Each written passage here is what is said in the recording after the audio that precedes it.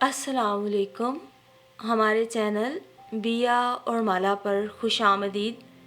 اگر آپ ہمارے اس چینل پر پہلی دفعہ آئے ہیں یا آپ نے ابھی تک سبسکرائب نہیں کیا تو بیا اور مالا کو سبسکرائب کرنا نہ بھولیے.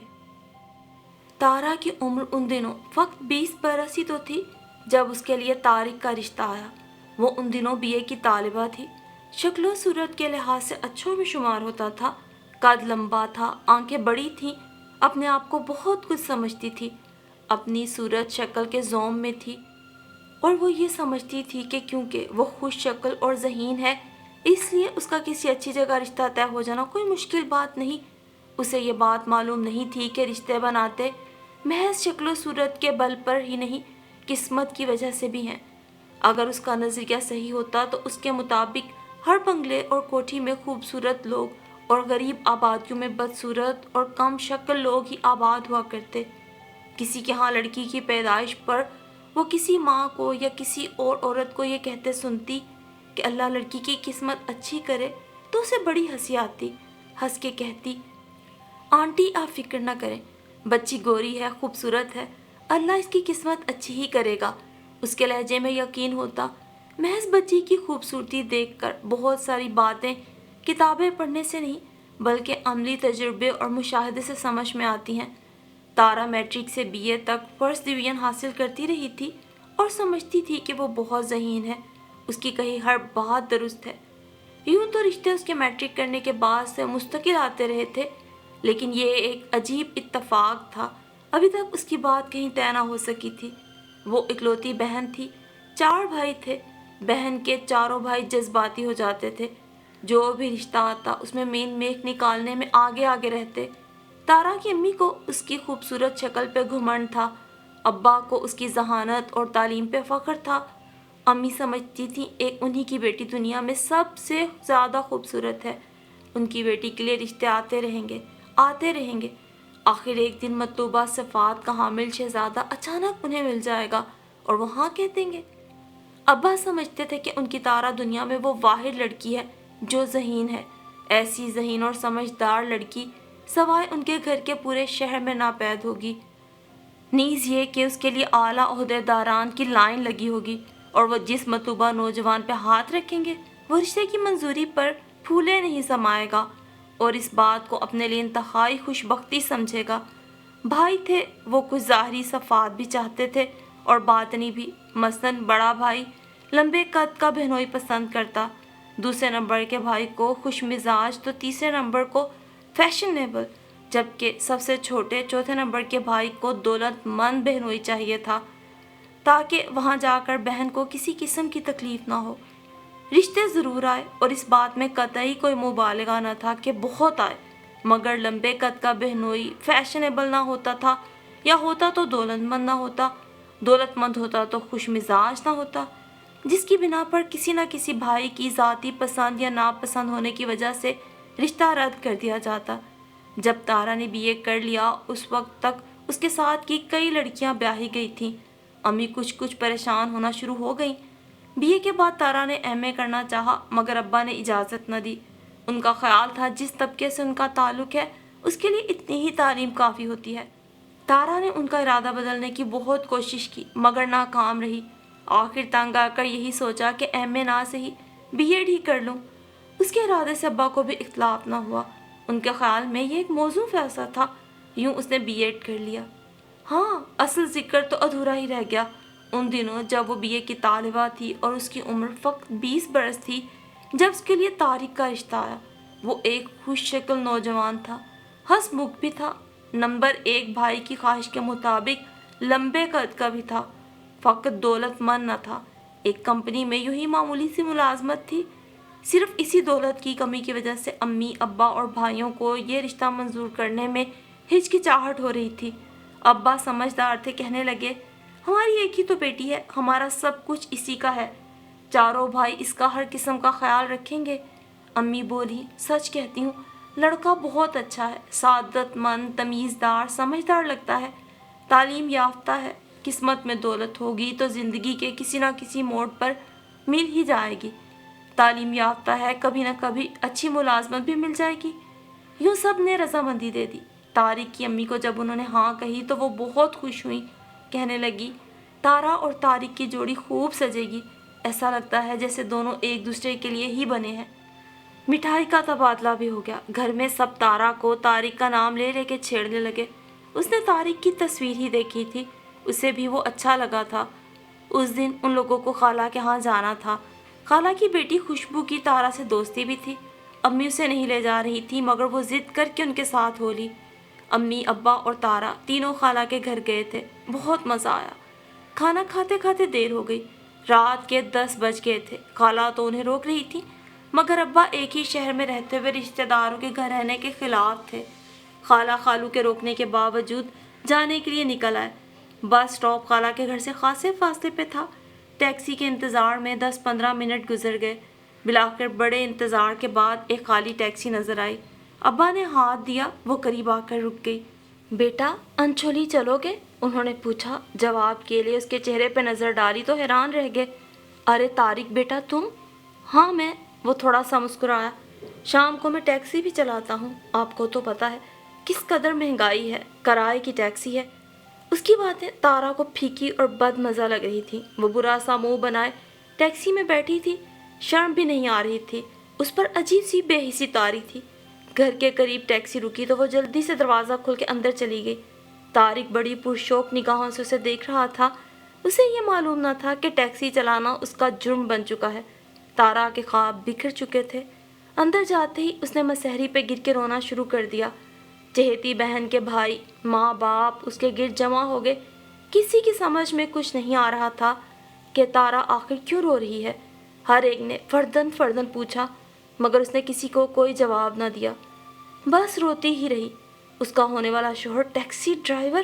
جب وہ بہت دیر روتی ہے اور کسی کو کچھ بتا کے نہ دیا, آخر امی نے اسے پرانی دھمکی دی جو وہ ہمیشہ آخری ہتھیار کے طور پہ کام میں لاتی تھی. روحان سی آواز میں وہ تارا سے بولی تھی, وجہ بتا دو ورنہ میں 1 ہفتے تک تم سے بات نہیں کروں گی. اس نے جھنجھلا کر بغور ماں کو دیکھا. ضدی ماں ایک مرتبہ واقعی 1 ہفتے کے لیے اس سے ناراض ہو چکی تھی.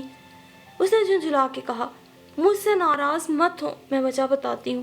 یہ کہہ کے اس نے باری باری سب کی طرف دیکھا. سب اس کے بولنے کے منتظر تھے. میں اس ٹیکسی ڈرائیور سے ہرگز شادی نہیں کروں گی, سمجھے آپ سب؟ یہ کہہ کر اس نے پھر رونا شروع کر دیا. ہاں اور کیا, ٹیکسی چلاتا تھا تو چھپانے کی کیا بات تھی, پہلے ہی بتا دیتا. دوسرے نمبر کے بھائی نے کہا تو بقیہ بھائیوں نے بھی اس کی ہاں میں ہاں ملائی. بالکل صحیح بات ہے, اسے یہ بات ہم سے نہیں چھپانی چاہیے تھی. تارا کم عقل اور نادان تھی مگر اماں ابا تو نہ تھے, لیکن انہوں نے انتہائی کم عقلی کا ثبوت دیا تھا. طارق کو محض ٹیکسی ڈرائیور ہونے کی پاداش میں انکار کر دیا گیا. گو کہ اسے اس جرم سے آگاہ نہ کیا گیا تھا مگر اس کے باوجود وہ سمجھ گیا تھا کہ کیا بات ہوئی ہوگی. ٹیکسی میں تارا کا بیزار چہرہ, سوچتی شکل آئینے میں اس کے مقابل ہی تو تھی. وہ کیسے ٹیکسی سے اتر کر غصے سے گویا اڑتی ہوئی اندر گئی تھی, اور اس کے ماں باپ کے وہ اترے ہوئے چہرے گفتگو میں بھی جوش خوشی ناپید, جبکہ اس سے قبل وہ طارق بیٹا کہتے نہ تھکتے تھے. اس دن بس پھیکی پھیکی بد اخلاق سی گفتگو. اور پھر B.Ed کر کے تارا نے ایک اسکول میں ملازمت کر لی. وہاں غیر شادی شدہ اسی کی طرح کی ٹیچرز کی اکثریت تھی. کچھ شکل و صورت کے لحاظ سے اس سے کم تر تھیں تو کچھ برتر. وہ بھی انہی میں مل جل گئی. بچوں کو پڑھانے لکھانے میں دل بھی لگ گیا. جب قسمت میں شادی ہونا ہوگی نا, ہو جائے گی. اس کے بھائی اس کی نوکری کرنے کے خلاف تھے. اماں کے خیال میں بھی اس کا رنگ روزانہ اسکول جا جا کے جھلس سا گیا تھا. لیکن گھر میں 24 گھنٹے کا آرام اسے گوارا نہ ہوا. اس نے وقت کے بہتر استعمال کے لیے ملازمت کی تھی. تنخواہ پوری کی پوری بینک میں جمع ہو جایا کرتی تھی جہیز کے لیے. وقت پھر دبے پاؤں دھیرے دھیرے گزرتا رہا. امی ابا بھی اسے یوں مطمئن دیکھ کر مطمئن ہو گئے تھے. نوکری کرتے ہوئے بھی 10 سال گزر گئے. 10 طویل سال. اس عرصے میں بھائیوں کی شادیاں بھی ہو گئی.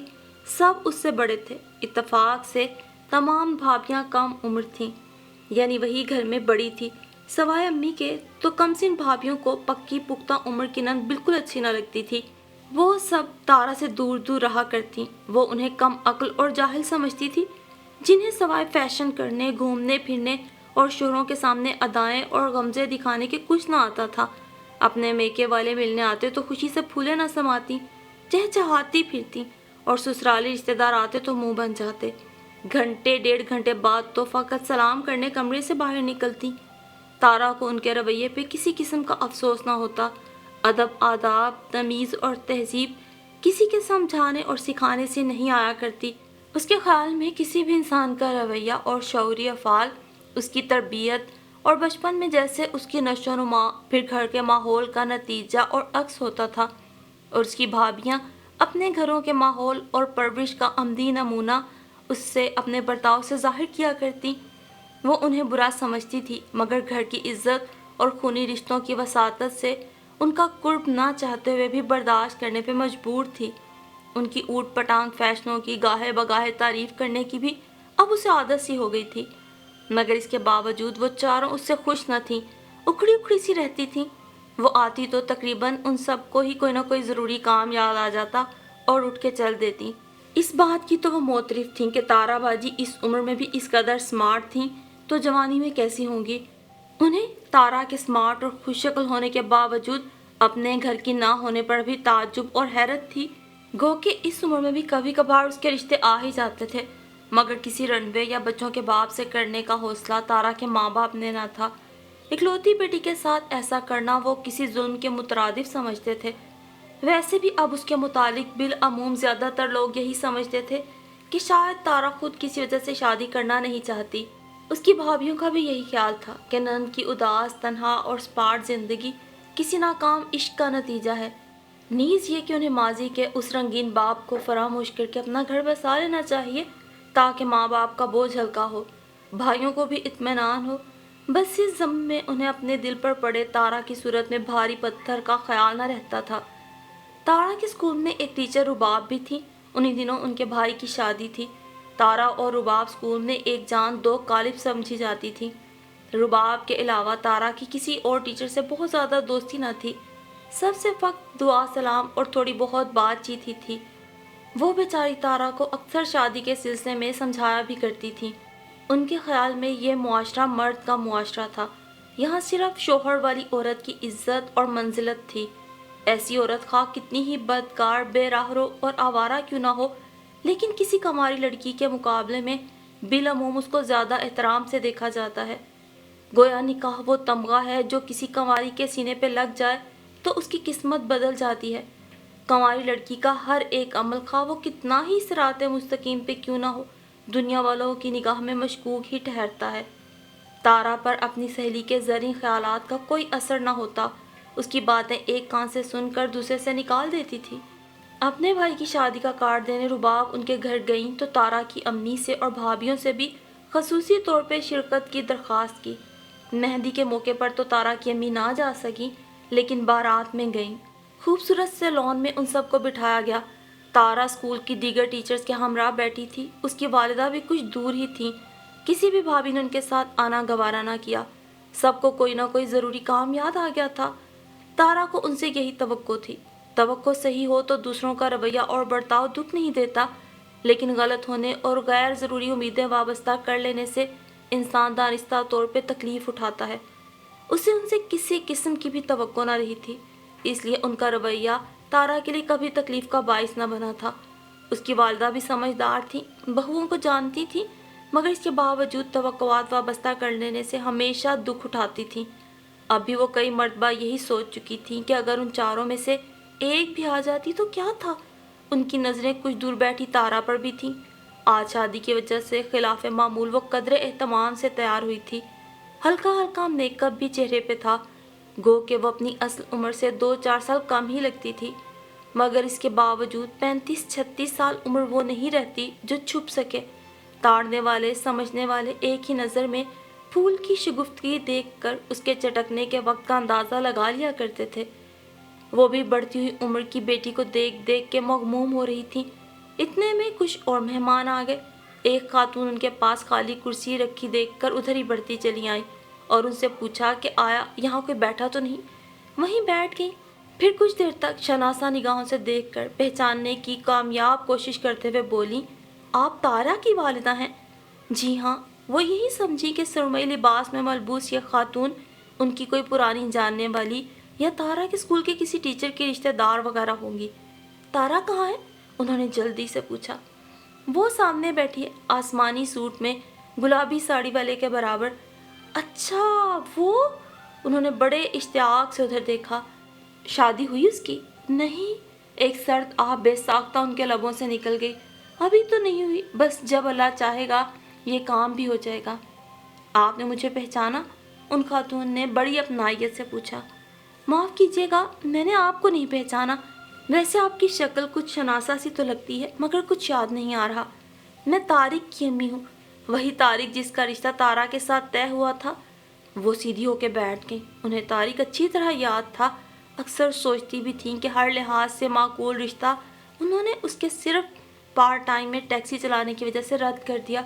شاید اللہ تعالیٰ نے انہیں اسی غرور کی سزا دی تھی جو ان کی بیٹی کا گھر اب تک آباد نہ ہو سکا۔ انہیں طارق کی امی کے سامنے شرمندگی سی ہونے لگی۔ کچھ دیر تک خاموش بیٹھی رہیں، پھر کچھ سوچ کر بولی، آپ کے بیٹے طارق کی تو شادی ہو گئی ہوگی؟ یہی تو مجھے تعجب ہو رہا ہے کہ اب تک اس کی شادی بھی نہیں ہوئی۔ اس سے چھوٹے تینوں بہن بھائی اپنے گھروں کے ہو چکے ہیں۔ انہوں نے وجہ معلوم کرنے کی کوشش نہ کی، ہاں بڑے پرتپاک انداز سے ان سے ادھر ادھر کی باتیں کرتی رہی۔ تارا دور سے انہیں کسی مہمان خاتون کے ساتھ خوشگوار انداز میں باتیں کرتے دیکھ کے مطمئن تھی کہ وہ بور نہیں ہو رہی تھی۔ ولیمے میں تارا کا جانے کا موڈ نہیں تھا، سر میں سخت درد تھا، مگر امی شام سے ہی اپنی اور اس کی تیاریوں میں منہمک تھیں، بار بار مختلف لباس نکال کر رد کر رہی تھیں۔ تارا نے بسکٹی رنگ کا سوٹ نکالا، مگر انہوں نے اسے بھی دور پھینک دیا۔ یہ والا سوٹ تم پہنو گی۔ انہوں نے تیز گلابی رنگ کا سنہرے کام والا سوٹ نکالا، پہلے سوٹ کو پھر اسے پیار سے دیکھا۔ اس میں تم اچھی لگتی ہو، یہ پہنو۔ تارا ان کی اس دلچسپی کی وجہ جاننے سے قاصر تھی۔ اسے ان کا رویہ قدرے غیر معمولی محسوس ہو رہا تھا۔ شادی والی رات کو کہ واپسی پہ کافی دیر ہو گئی تھی، مگر اس کے باوجود امی خاصی پرجوش اور خوش نظر آ رہی تھی۔ وجہ اس نے سوچنے کی کوشش کی، ان کو صرف اس کی شادی کا مسئلہ طے ہو جانے سے ہی خوشی مل سکتی تھی۔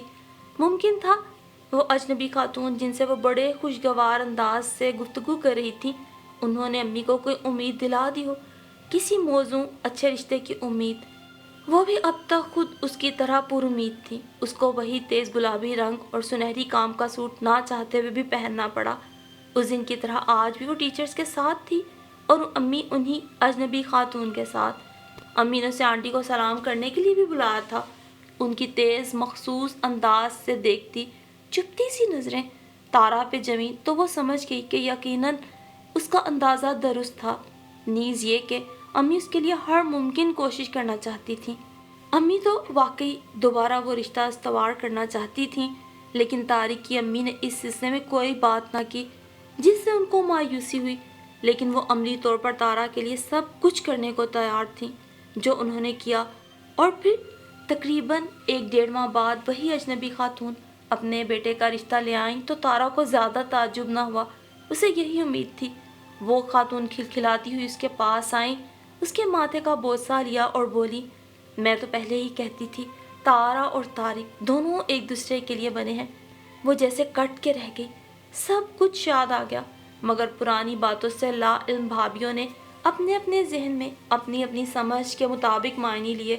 پرانا عاشق آ ملا ہے ملاپ کرنے، بڑی بھابھی نے مسکرا کر منجلی کے کان میں کہا۔ طارق بہن بھائیوں میں بڑا تھا، تارا سے رشتہ ٹوٹنے کے بعد دل شکستہ ہو گیا، اپنی شادی کا خیال چھوڑ کر باقی بہن بھائیوں کے گھر بسانے میں دلچسپی لی۔ بہت سا وقت یوں ہی گزر گیا۔ ماں نے شادی پر آمادہ کرنے کی بہت کوشش کی، مگر ناکام رہی۔ اب پھر تارا کا نام آیا اور امی نے بتایا کہ تارا کی والدہ نے رباب کی وساطت سے یہ رشتہ دوبارہ استوار کرنے کی خود درخواست کی ہے، تو وہ ایک دم چپ ہو گیا۔ اس کی خاموشی کو رضامندی سمجھ کر امی بھی خوش ہو گئی۔ 10-12 سال بعد بھی تارا اتنی بری نہ تھی، اور خود ان کا بیٹا کون سا کم عمر تھا، تارا سے 4-5 سال بڑا ہی تھا۔ چلو تارا ہی سے صحیح، شادی پر راضی تو ہوا۔ امی جانے لگیں تو طارق نے ان سے کہا، ان لوگوں کو بتا دیجیے گا کہ میں اب بھی ٹیکسی چلاتا ہوں، پہلے کرائے کی تھی اب اپنی ہے، بس ہر ماہ اس کی قسطیں ادا کرنا پڑتی ہیں، سب کچھ انہیں واضح طور سے پہلے بتا دیجیے گا۔ وہ چپ سا ہو گیا۔ بہت کچھ خود بخود یاد آ گیا۔ ٹیکسی چلانا اس کا شوق نہیں، ضرورت تھی، مگر فقط اسی قصور کی وجہ سے وہ اب تک تنہا زندگی گزار رہا تھا۔ تارا کو اس کے بھائیوں اور ماں باپ نے بہت سا جہیز، عمدہ فرنیچر، سونے کے کئی سیٹ، بہت سی دیگر ضروری اور غیر ضروری چیزوں کے علاوہ جہیز میں ایک یلو کیپ بھی دی تھی۔ تارا کی امی اپنے گزشتہ رویے پہ ان سے معذرت خواہ بھی تھیں۔